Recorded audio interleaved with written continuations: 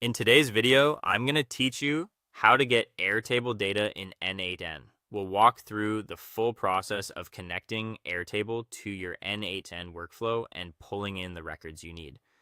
This is a very practical setup if you want to automate reporting, sync data with other apps, or simply inspect information stored in Airtable directly inside N8N.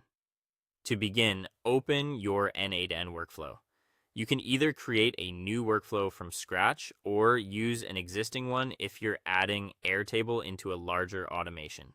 The important thing here is to start from the workflow canvas so you can clearly see where this Airtable step will fit into your process. Once your workflow is open, add an Airtable node.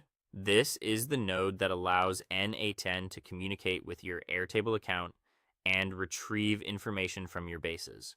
After adding it to the canvas, click into the node settings so you can start configuring how the data should be fetched.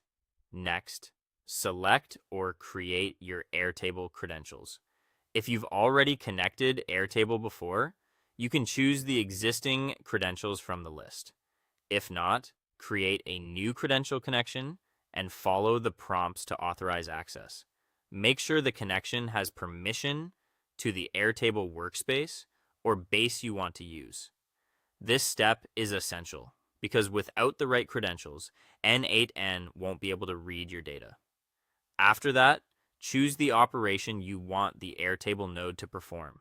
Depending on your goal, you might use something like search, list, or get records. Search is useful when you need to find records that match certain criteria. List records is great when you want to pull multiple entries from a table. Get records can be helpful when you already know exactly what data you want to retrieve. Pick the option that best matches the result you're looking for. Now select the base and the table where your data is stored. Think of the base as the larger Airtable database and the table as the specific section that contains the records you want. Be careful to choose the correct table, especially if your base includes several tables with similar names. If you only need certain records, add filters. This helps narrow down the results and keeps your workflow more efficient.